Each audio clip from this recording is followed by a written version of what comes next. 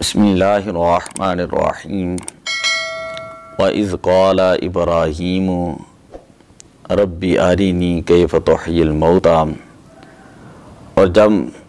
حضرت ابراہیم علیہ السلام نے عرض کی کہ اے باری تعالیٰ آرینی تو مجھے دکھا کیف تحیی الموتى، کل قیامت والے دن تو مردوں کو کیسے زندہ فرمائے گا۔ قال اولم تؤمن، اللہ تبارک و تعالیٰ نے ارشاد فرمایا کہ کیا آپ کو یقین نہیں؟ قال بلا، عرض کی کہ باری تعالیٰ یقین کیوں نہیں؟ ولکن لیطمئن قلبی،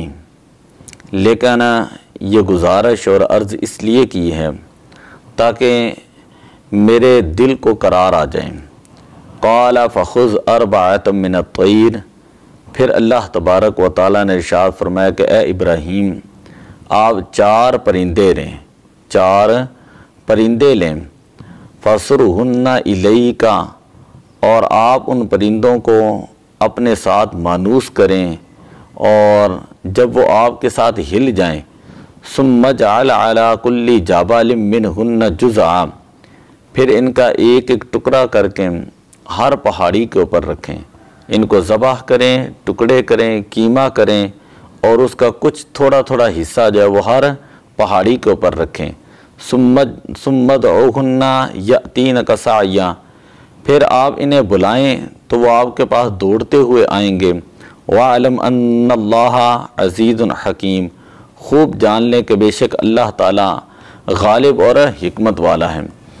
مفسرین اکرام فرماتے ہیں کہ ایک مرتبہ حضرت ابراہیم علیہ السلام دریا کے کنارے پر جا رہے تھے، آپ نے وہاں پر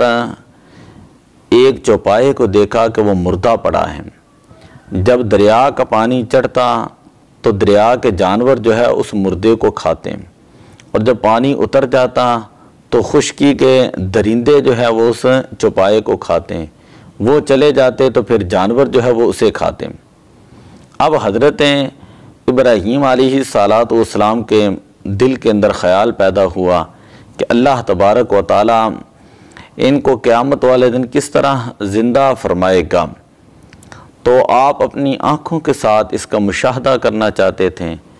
آپ کو علم الیقین تو پہلے ہی تھا کیونکہ آپ اللہ کے نبی ہیں،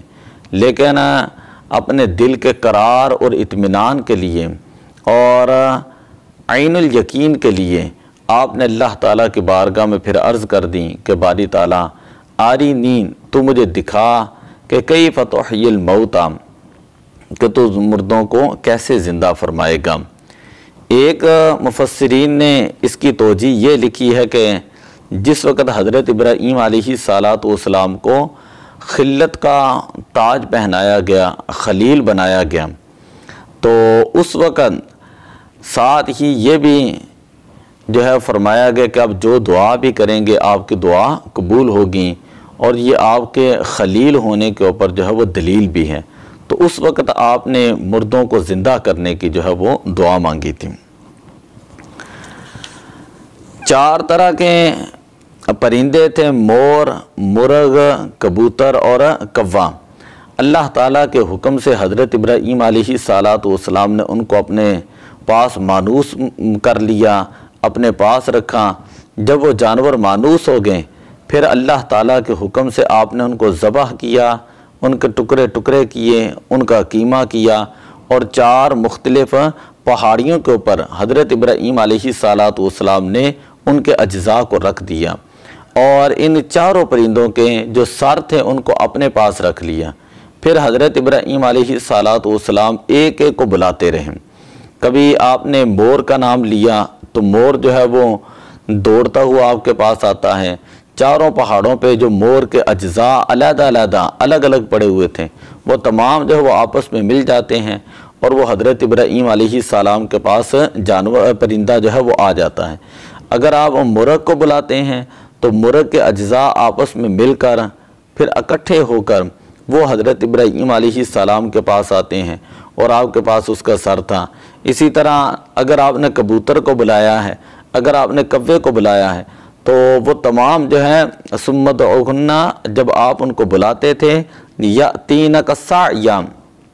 یہ نہیں کہ چلتے ہوئے آتے تھے بلکہ آپ کے حکم پر عمل کرتے ہوئے ان کے اجزاء آپس میں مل کر جو ہے وہ دوڑ کر جو ہے وہ آپ کی طرف آتے تھے۔ تو یہ ایک بہت بڑی اللہ تعالیٰ کی قدرت کے اوپر نشانی تھی، اور حضرت ابراہیم علیہ السلام نے جو اللہ تعالیٰ کی بارگاہ میں عرض کی تھی، اللہ تبارک و تعالیٰ نے حضرت ابراہیم علیہ السلام کو دکھایا کہ قیامت والے دن کیسے اللہ تبارک و تعالیٰ جو ہے وہ مردوں کو زندہ فرمائے گا۔ تو اس میں ہمارے لیے بھی یہ دلیل ہے اور کہ ہم اللہ تعالیٰ کی ذات کے اوپر کامل جو ہے وہ یقین رکھیں کہ اللہ تبارک و تعالیٰ قیامت والے دن جو ہے وہ مردوں کو ضرور زندہ فرمائے گا۔ جو اللہ تبارک و تعالیٰ ابتدا کے اندر پیدا کرنے پر قادر ہے، جب انسان کا وجود نہیں تھا، حل اتا علی الانسان حین من الدہر لم یکن شیئا مذکورا، کیا انسان کے اوپر ایسا وقت نہ آیا کہ جب انسان جو ہے وہ کوئی قابل ذکر جو ہے وہ چیز ہی نہیں تھا، پھر اللہ تعالیٰ نے انسان کو جو ہے تخلیق کیا۔ تو جو